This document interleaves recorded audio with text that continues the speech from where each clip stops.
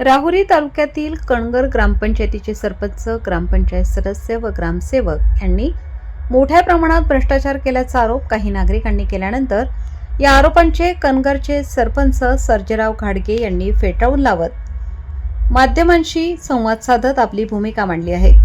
यावेळी बोलताना सरपंच घाडगे म्हणाले की मागील 5 वर्षात गावाच्या सर्वांगीण विकासासाठी तब्बल 40 कोटी रुपयांचा निधी आणण्यात आला असून विविध विकास कामे यशस्वीपणे पूर्ण करण्यात आली आहेत। गावात अनेक शासकीय योजना प्रभावीपणे राबवण्यात आल्या असून त्याचा लाभ ग्रामस्थांना होत आहे। गावात मोठ्या प्रमाणात विकास कामे झाल्यामुळे काही व्यक्तींकडून जाणीवपूर्वक बदनामी करण्याचा प्रयत्न केला जात आहे। जे नागरिक गावात नसतात किंवा काहींच्या सांगण्यावरून तथ्यहीन आरोप करतात, त्यातून ग्रामपंचायतीची प्रतिमा मलिन करण्याचा प्रयत्न होत असल्याचेही त्यांनी सांगितले। करण्यात आलेले सर्व आरोप निराधार असून ग्रामपंचायतीच्या कामकाजात पारदर्शकता असल्याचा दावाही त्यांनी यावेळी केला। प्रसंगी ग्रामपंचायत सदस्य गोरक्षनाथ घाडगे, संदीप घाडगे, गहनीनाथ शेटे, ध्रुवबाळ जाधव आदी उपस्थित होते। कणगर ग्रामपंचायतीमध्ये भ्रष्टाचार झाल्याचा आरोप काही नागरिकांनी केलाय। आता ज्यांनी आरोप केलाय त्यांनी का केला माहित नाही, परंतु कणगर ग्रामपंचायतीमध्ये आम्ही सत्तेवर आल्यानंतर या ठिकाणी सर्व गावाला बरोबर घेऊन, सर्व कमिटीला बरोबर घेऊन आम्ही प्रधानमंत्री ग्राम सडक योजना असेल, तांडा वस्ती योजना असेल, अल्पसंख्याक योजना असेल, डीपीटीसी असेल, अशा दलित वस्ती असेल, अशा वेगवेगळ्या योजनांच्या माध्यमातून माननीय नामदार राधाकृष्ण विखे पाटील, माननीय तत्कालीन आमचे दैवत शिवाजीराव करडील साहेब असतील, माननीय सुजयदादा विखे पाटील असतील, यांच्या माध्यमातून यांच्याकडे वारंवार पाठपुरावा करून या कणगरमध्ये जवळपास 40 कोटींचे कामं या ठिकाणी केली। त्यामध्ये रस्त्यांचे काम आहेत, डांबरीकरणाचे काम आहेत, त्यानंतर सभा मंडपांचे काम आहेत।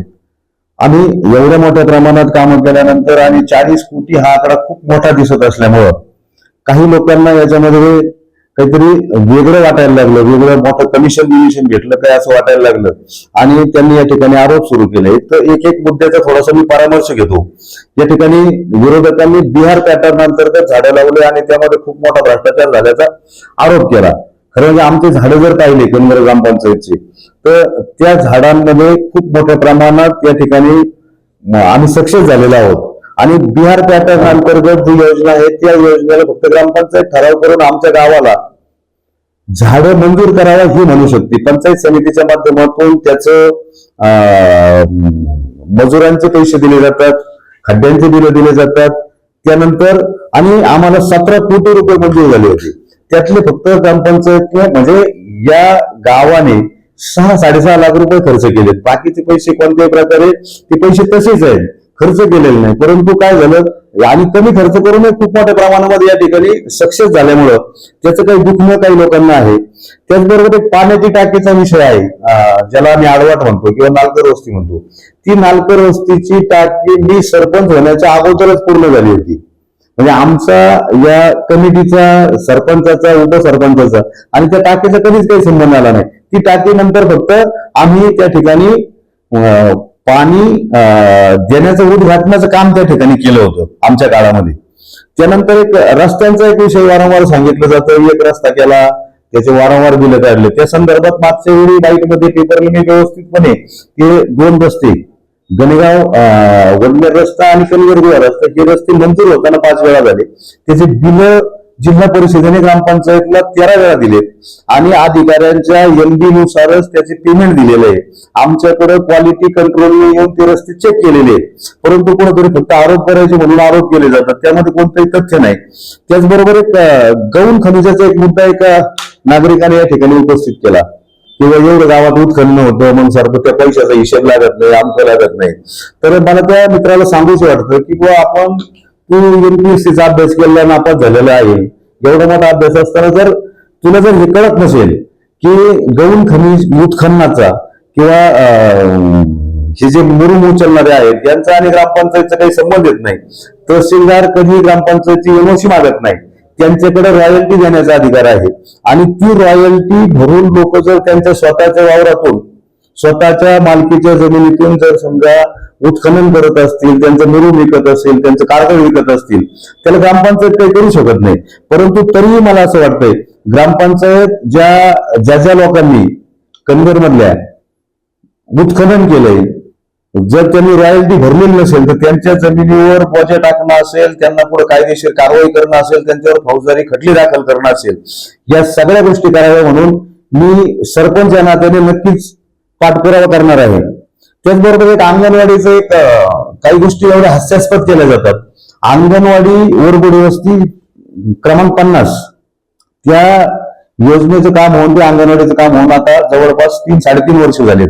एवढ्या दिवस हे सगळं या लोकांना कोणालाही दिसलं नाही. त्यांनी अक्षरशः त्या दिवशी फक्त आरोप करण्यासाठी म्हणून ती वरची इमारतीवरची टाकी खाली काढून घेतली, ती टाकी त्या अंगणवाडी शेजारी ठेवली आणि तिच्या त्या अंगणवाडी शेजारी टाकी ठेवून आणि ती बाईट दिली की अंगणवाडीचं काम निकृष्ट झालं. मग अंगणवाडी गळत असेल तर यांनी तक्रार करावी, रस्त्यांना खड्डे पडले असतील तर यांनी तक्रार करावी. आणि विरोधकांचं त्यांची एक मानसिकता तयार झाली. इथं पूर्ण गावामध्ये कामं झाले, परंतु पावसी वस्तीजवळ जो रस्ता झाला तो रस्ता ग्रामपंचायतने केलेला नाही. पत्रकार महोदय, तो रस्ता जिल्हा परिषदेला ऑनलाईन टेंडर होऊन झालेला रस्ता आहे.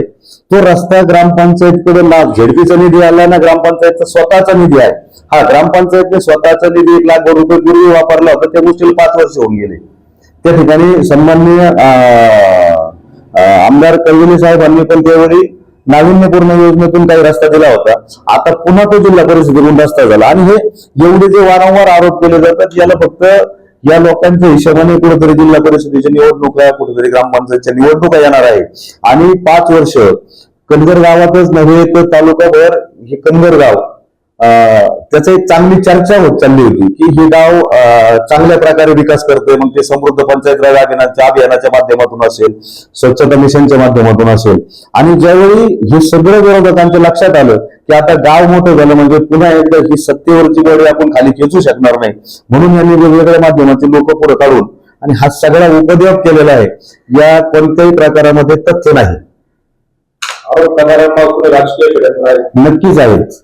आरोप करणाऱ्यांमागे राजकीय लोक असल्याशिवाय आरोप होत नाही. सुरुवातीला त्यांच्या अंधारामध्ये त्यांच्याकडे जाणं, त्यांना या सगळ्या गोष्टी कुठेतरी खोट्या नाट्या गोष्टी सांगणे, ह्या सगळ्या गोष्टी या लोकांनी केल्या. मात्र ही जे लोक आहेत, हे लोक कुणी त्या व्हिडिओमध्ये पुढे यायला तयार नाहीत. हे व्हिडिओमध्ये सुद्धा मागे बसतात आरोप करणारे. आणि ह्या लोकांना, सर्वसामान्य माणसांना त्या ठिकाणी पुढे घालून गावामध्ये अशा प्रकारचा अराजक माजवण्याचा या लोकांचा प्रयत्न आहे. त्यांनी काही ग्रामस्थांनी आपल्या स्मशानभूमीबद्दल काही तक्रार केली आहे. तर जो आपल्या जे स्मशानभूमी आहे हे वेगवेगळे आहे. तर म्हणजे मराठी समाजाची एक आहे, मुस्लिम समाजाची एक आहे, दलित समाजाची एक आहे. तर त्यांना असं वाटतं की बाई एकाच स्मशानभूमीवर निधी काढ टाकायचा. तर तसं काही नाही आहे. तर प्रत्येक म्हणजे त्यांनी ते जे काही पेपर माहिती जागेवर मागवले आहे त्याच्यानुसार त्यांनी ते पाहावं असं मला वाटतं. तर त्यांना काही गैरसमज होत असेल बुवा यांनी एकाच स्मशानभूमीवर निधी घेतला काय बुवा आणि तो काही सरपंचांनी भ्रष्टाचार केला काय, असं ग्रामस्थांचं काही असेल तर त्यांनी ती पाहणी करावी आणि नंतर आरोप करावी ही नम्र विनंती.